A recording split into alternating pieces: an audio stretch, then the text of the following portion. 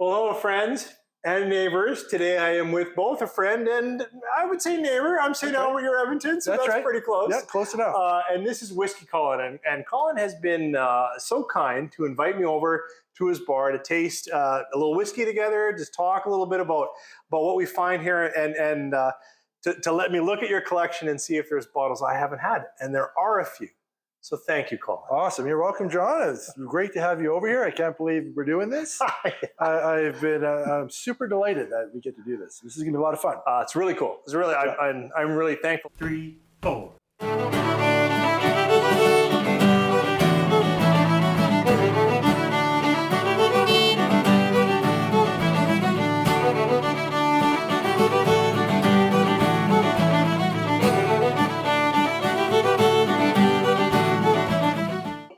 The first bottle you let me kind of go through. That's right. Was this the Prideful Goat?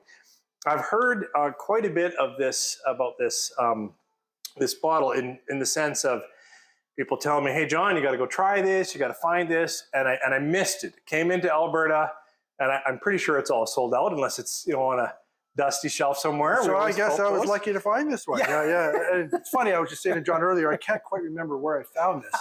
And I'm going to have to sit here and think for a second or two. I'm sure you guys would all like to know, but. Yeah, well, especially if they had any left. But I think it's it's a 21% rye. And it does say, that we got this from a favorite distillery in Indiana. So that's going to be MGP. So it's put together by MGP, which is cool, but selected by this group. And I'm going to have to dig into some history unless you know a little bit about the Prideful Goat, the people that are putting it together. Do you know a bit about who they are? I actually don't, unfortunately. I bought this last summer, tried it, and really enjoyed it for the first half. No spoilers here, but I did enjoy it. And then it's been sitting on my shelf a little while since, partly because it is cask strength, right? Yeah. So it's what is it again here? It's 116.6 proof, so 58.3%. So then sometimes I find, the real strong ones sit in my bar a little longer. Sure. Because you usually don't get into them quite as often sometimes. You can overdo it sometimes. No, that's a good idea. I agree. So it's got to be the right occasion to say, I'm in the mood for a cask strength or whatever. So, which is often enough. This is the right occasion. Yes, absolutely it is. So cheers. Thanks again for having me. All right.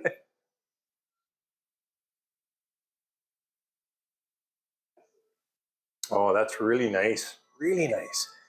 It's, of course, like you said, 58 or so it's got a lot of presence.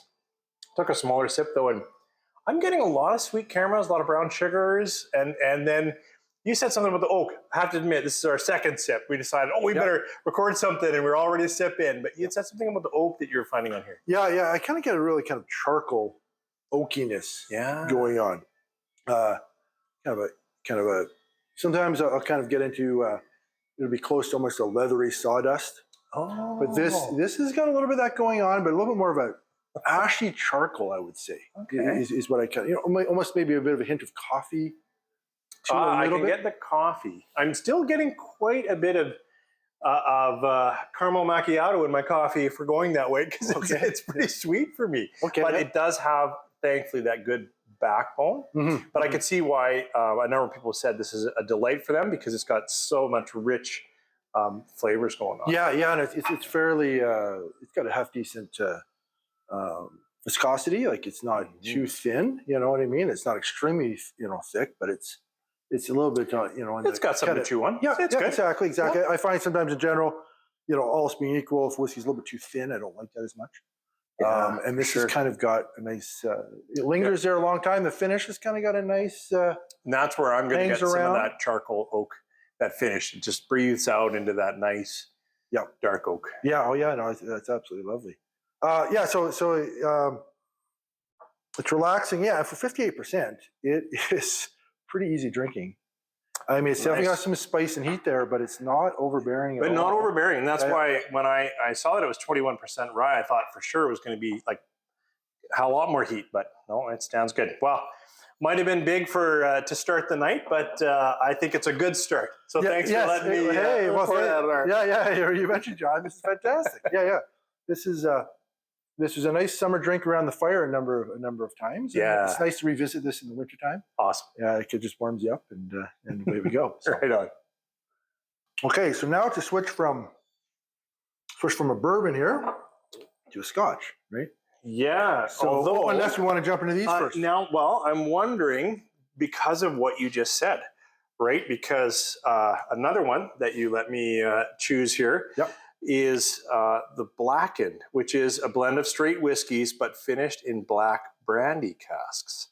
So that's going to have American whiskey, so it might have a little more similarity to the Prideful Goat. Sure. All right, so for the second bottle we're going to look at, I really like that Prideful Goat. Thank you. Yes. You let me kind of go through, and I haven't yet had anything from Blackened. Like I know they have a few different releases. This is a blend of straight whiskeys finished in Black Brandy Casks. But what I was saying earlier on this label, like they're famous for, I use the term hammering their casks with sound, but however they are reverberating their casks with the sounds of Metallica, which they've said, may I? Yeah. Please do. And they say that pushes the whiskey into the casks, so the aging is different or accelerated. So I'm very curious to see how it is. Now this is 45% or 90 proof. And I didn't know that this one was finished in brandy cask, so that's pretty cool. Yeah. I find that brandy or cognac, casks. I've been really into that lately a little bit here and there. Whenever I'm trying that, it's got a really nice. Usually we use it kind of a rich, kind of sweet, soft, kind of almost seems to give a little more texture for me. I don't know. I don't know why that is, but that's just what I've been experiencing lately a little bit off and on. So I want to nose this one a little bit here. Yeah. Oh, I'm definitely getting richer fruits though than the last one. Like this one for sure on the nose. Almost that ripe cherry or full apple or something that's a juicier fruit. Yeah. Maybe a little bit of a pear in there, maybe too. Yeah, I could say that. Yeah. But certainly already the nose is richer or more full. Than the last one. Sure. All right. Hey, cheers. Oh, did we get it? Oh, there we go.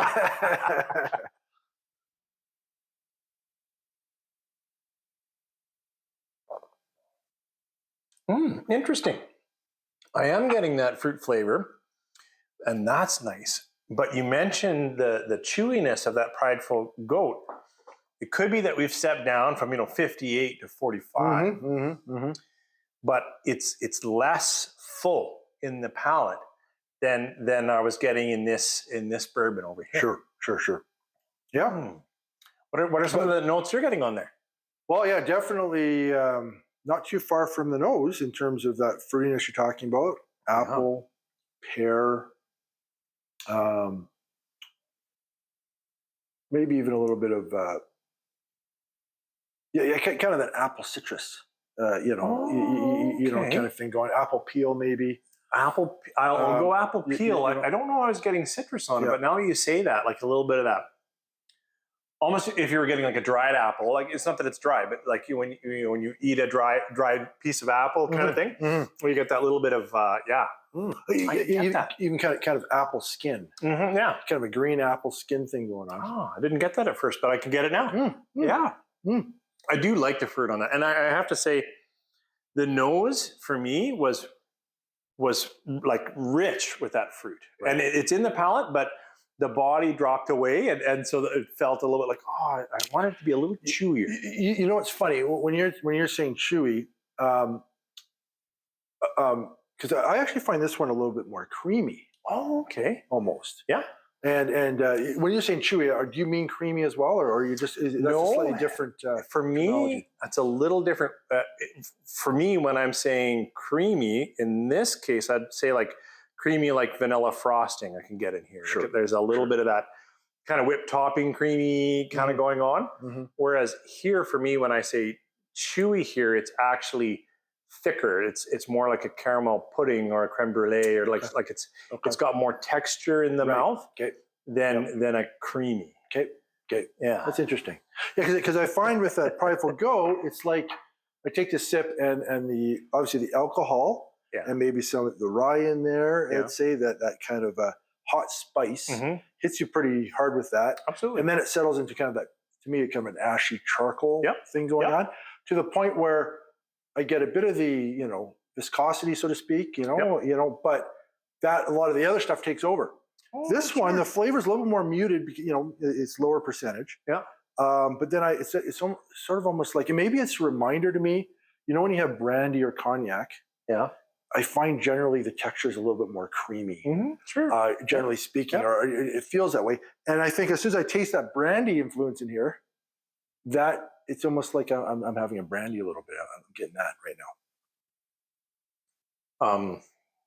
I definitely feel this is a brighter whiskey, and the flavors are a little bit more lively that way.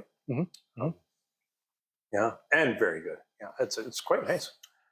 And it's funny, because I remember trying this. I haven't tried this probably for about a year. Oh, okay. And I remember trying it, the blackened part of it, right? Obviously, it's in Black Brandy Casks.